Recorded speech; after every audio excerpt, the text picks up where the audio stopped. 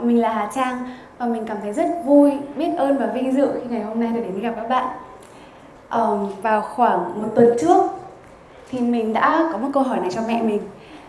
Mẹ có ảnh siêu âm hay là ảnh nào hồi con còn bé tí không? Thì sau khoảng 3 tiếng xin không rep, mẹ mình trả lời là không có. Thế là mình đành lên Google và tìm một cái ảnh siêu âm và tưởng tượng đây là mình. Tưởng tượng đây là mình 20 tuần trong bụng mẹ. Đây là mình 4 tháng tuổi, đây là hình ảnh của mình thật nha. Mình 4 tuổi. Mình cấp 1, cấp 2, cấp 3. Mình của 4 năm trước và đây là mình ở hiện tại. Có hơi sinh tu một tí nhưng mà vẫn là mình. Thì khi nhìn vào những hình ảnh này, tất cả những phiên bản này đều là mình đúng không? Mình cũng nghĩ như vậy. Tất cả đều là Hà Trang. Cho đến khi mình biết đến nghiên cứu của Viện Khoa học Weizmann về việc mỗi ngày có khoảng 330 tỷ tế bào được thay thế trong cơ thể con người. Ngoài ra thì cũng có rất nhiều những nghiên cứu sinh học và y học đã đưa ra những bằng chứng thuyết phục về sự tái tạo mô trong cơ thể.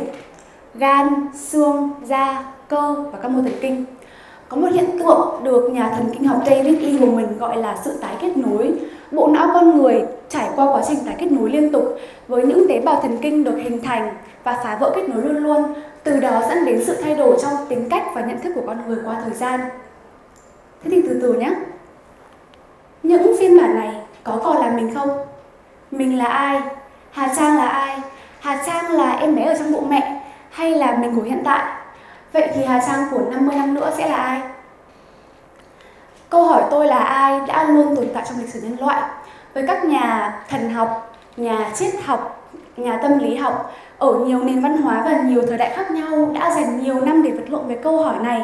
Và họ cũng đã đưa ra những nhận định về tầm quan trọng của việc biết mình.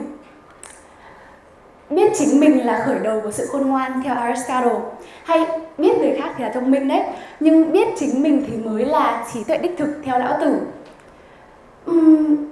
Được rồi Hà Trang ạ. Mình đã nghe quá là nhiều những cái bài diễn thuyết truyền cảm hứng, đã đọc quá là nhiều sách self-help, đã xem quá là nhiều video Instagram, TikTok, YouTube về chủ đề này rồi. Tất cả mọi người đều bảo mình là phải sống khác đi, phải là chính mình, phải có cách riêng, đừng giống người khác nữa. Nhưng không ai thực sự chỉ cho mình biết là nên bắt đầu từ đâu. Mà nếu giả sử bây giờ mình có tin được bản thân mình đi, nhưng mình không hài lòng với nó thì sao? Mình có cả tá deadlines và bị đau cổ vai gáy. Mình không cần thêm stress từ những câu hỏi hiện sinh như thế này. Mình cũng vậy mọi người ạ. Có rất là nhiều lần mình tự hỏi là tại sao mình lại phải trăn trở với những cái vấn đề như thế này. Nó có thực sự quan trọng và cần thiết hay không?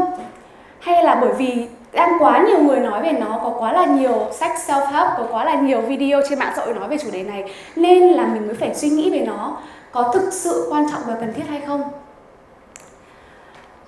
Vào năm 1943, nhà tâm lý học Maslow đã cho chúng ta thấy một góc nhìn tóm gọn hơn về nhu cầu của con người qua tháp nhu cầu Maslow. Và khi nhìn vào tháp nhu cầu này, chúng ta có thể thấy được là những cái mục đích sống của con người được hình thành dựa trên những nhu cầu mang tính cấp bậc, bắt đầu từ những cấp bậc thấp, những cái nhu cầu cơ bản nhất như đồ ăn, thức uống, nơi ở, lên đến những nhu cầu cao hơn như là sự an toàn, tình yêu, cảm giác được tôn trọng, cảm giác thuộc về, và tầng cao nhất là self-actualization, sự tự hiện thực hóa bản thân. Tự hiện thực hóa bản thân là gì nhỉ? Nghe có vẻ hơi khó đúng không? Tự hiện thực hóa bản thân là khả năng biết tất cả những gì mình có trong người, biết tất cả những tiềm năng của mình, tin rằng mình xứng đáng với những tiềm năng đó và có khả năng phát triển kỹ năng và tài năng để đạt được những tiềm năng đó. Và cái tầng cao nhất self-actualization này thì lại có mối quan hệ mật thiết với câu hỏi tôi là ai, với câu hỏi về bản sắc cá nhân. Và trước hết khi mà mình nhìn vào tháp nhu cầu này thì mình nhận ra một điều. Mình đoán là bây giờ thì tôi đã hiểu tại sao rồi. Tôi đã hiểu tại sao khi mà con người và xã hội ngày càng phát triển thì chúng mình lại càng quan tâm đến cái việc tìm kiếm bản thân hơn. Bởi vì một cách cũng rất là đơn giản và tự nhiên thôi, là khi mà những nhu cầu cơ bản đã dần được đáp ứng thì chúng mình sẽ dần hướng sự chú ý lên đến những nhu cầu cao cấp hơn. Và mình nhận thấy là hóa ra những cái trăn trở này của mình về bản thân, về bản sắc cá nhân, nó là một dạng đặc quyền. Mình cảm thấy biết ơn vì mình có đủ đồ ăn, thức uống, mình có sự an toàn, có sự tự do để mà mình có thời gian và tâm trí suy nghĩ về những cái vấn đề trăn trở này. Mình may mắn đó chứ. Và nhu cầu tìm kiếm bản sắc cá nhân, nhu cầu tìm kiếm bản thân là một nhu cầu cao cấp và xứng đáng. Vậy thì có một cái mục đích, một cái mục tiêu, một cái đích đến nào cho hành trình này hay không? Để mà tôi có thể dễ hình dung mà tôi đạt được nó là tôi sẽ thành công hay không? Để trả lời cho câu hỏi này thì mình sẽ muốn đưa mọi người đến một nơi. Mình đang cầm trên tay một cây đũa thần. Mọi người không nhìn thấy được nó tại vì đây là ma thuật. Mọi người chuẩn bị tinh thần nhá. 1, 2, 3. Ôi mọi người ơi, có cái mùi gì kiểu ẩm thấp ấy nhỉ? Mọi người thấy không? Hình như là có mùi gỗ nữa. Mà chỗ này tối thế. Để mình bật đèn lên nhá. Ô, cái phòng này bé thế. Mà còn không giống một cái phòng cơ. Nó giống một cái hộc tủ hơn. Đúng rồi mọi người ạ, chúng ta đang ở trong hộc tủ ở dưới gầm cầu thang. Và đây là Harry Potter. Harry thì mồ côi cha mẹ từ nhỏ. Và trong khoảng 10 năm sống cùng gia đình người gì thì Harry chỉ được ở trong hộc tủ này thôi. Lúc này thì những nhu cầu cơ bản, đồ ăn, thức uống, nơi ở, sự an toàn thì hầu như không được đáp ứng một cách chu toàn. Chuẩn bị dịch chuyển tiếp này. Đây là học viện ma thuật và pháp thuật Hogwarts. Lúc này thì chúng mình đang ở tương lai và Harry đã biết đến danh tính phù thủy của mình rồi. Và ở đây thì Harry được ăn uống đầy đủ, có một môi trường sinh hoạt, một môi trường sống và học tập tốt. Và những cái nhu cầu cơ bản của Harry thì đã được đáp ứng. Qua thời gian ở Hogwarts, Harry bắt đầu kết thân với nhiều người bạn tốt như là Ron, Hermione, có những mối quan hệ sâu sắc với những người cố vấn và những phù thủy đồng minh. Và rồi sau rất là nhiều những cái biến cố, sau rất là nhiều thử thách, cả những cái sự mất mát, cả những cái thành công và sự công nhận từ người khác, thì Harry dần dần hiểu hơn về bản thân mình, chấp nhận bản thân mình và dũng cảm đứng lên lãnh đạo cuộc chiến chống lại chúa tể hắc ám Voldemort. Và để đến cuối cùng, cậu đã giành chiến thắng. Dần dần sau thời gian ở Hogwarts, sau rất là nhiều những biến cố đó, thì Harry đã đạt được những cái tầng nhu cầu 1, 2, 3, 4. Vậy thì còn self-actualization, tự hiện thực hóa bản thân ở tầng cao nhất thì sao? Harry liệu sau chiến thắng rực rỡ với chúa tể Voldemort thì đã giành được hay chưa? Sau cuộc chiến thì Harry vẫn sẽ phải sống tiếp, đúng không mọi người? Harry vẫn sẽ phải dung hòa giữa quá khứ, hiện tại và tương lai để tìm ra được mục đích sống cho mình. Và cái chiến thắng trước chúa tể hắc ám này không phải là yếu tố duy nhất tạo nên bản sắc cá nhân của Harry. Đây là một cột mốc rực rỡ trong hành trình tự hiện thực hóa bản thân đã, đang và sẽ tiếp diễn của cậu. 1, 2, 3. Quay trở lại căn phòng này. Mình là Hà Trang. Mình không phải Harry Potter. Mình cũng không được sinh ra với sứ mệnh là người được chọn. Nhưng mình liên kết được sâu sắc với hành trình tìm kiếm để biết, chấp nhận và tự hiện thực hóa bản thân của Harry. Mình biết là chừng nào mình còn sống thì hành trình này vẫn sẽ tiếp tục tiếp diễn.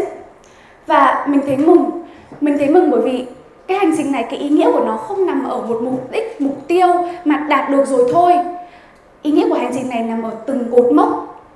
Từ đó mở ra một tương lai với vô vàn tiềm năng và vô số các cột mốc khác. Mình cảm thấy khi mình biết điều này á, mình không còn áp lực là ôi, tôi có đang chạy chậm hơn người khác hay không? Tôi có đang không biết cái mục đích sống của mình hay không? Bây giờ tôi phải làm thế nào đây? Phải biết nó nhanh lên, phải làm gì đi, không là tôi sẽ thất bại mất.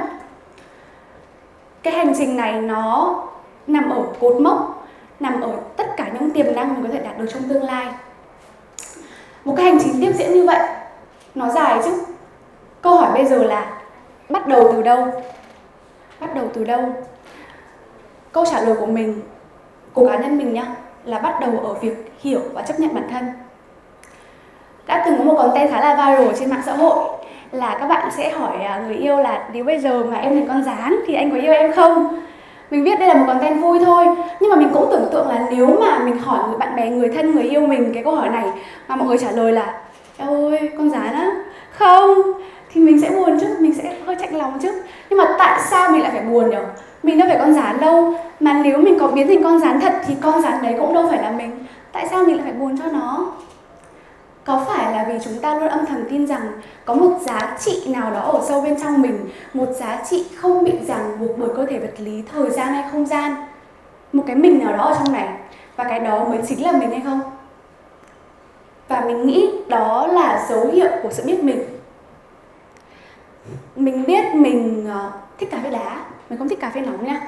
Mình biết mình là một đứa cũng có những cái ý tưởng sáng tạo, nhưng mà còn thiếu kiến thức và trải nghiệm để biến tất cả những cái đó thành hiện thực.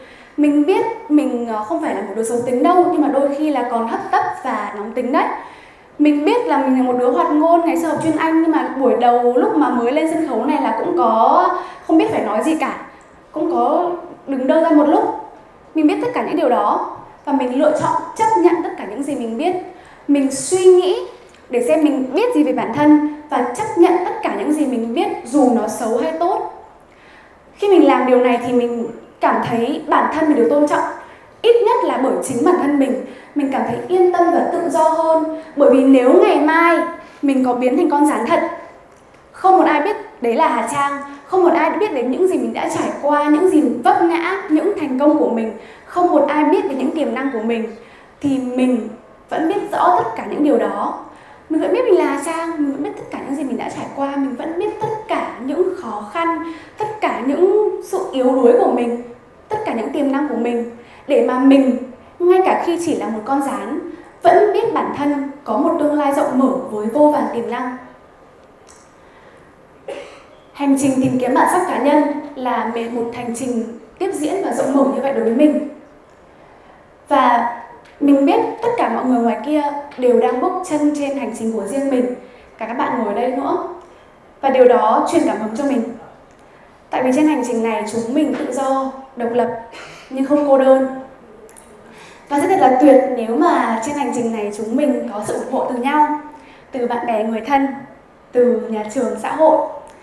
Mình cũng thấy rất mừng bởi vì là mình để ý là nhà trường này, gia đình và xã hội càng ngày càng quan tâm hơn đến bản sắc cá nhân. Và đặc biệt hơn nữa là còn quan tâm đến những khó khăn và những vấn đề tâm lý mà chúng mình có thể gặp phải trên cái hành trình này. Các bạn trẻ như mình thì càng ngày càng có nhiều những cái phương tiện phong phú đa dạng hơn để tìm hiểu chủ đề này. Khi mà lên trường thì các em cũng sẽ có những giáo trình sáng tạo phong phú hơn để cảm thấy được chấp nhận, cảm thấy có thể tự tin, thoải mái, tìm hiểu sở thích, đam mê và những giá trị của chính bản thân mình. Đấy là một dấu hiệu đáng mừng. Và quay trở lại câu hỏi tôi là ai? Khi nhìn vào những phiên bản này, mình biết tất cả đều là mình.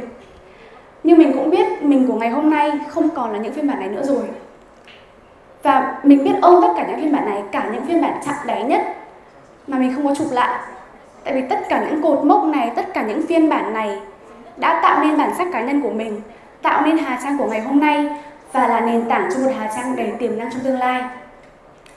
Ngày hôm nay mình đến đây gặp các bạn ở phiên bản hiện tại của các bạn.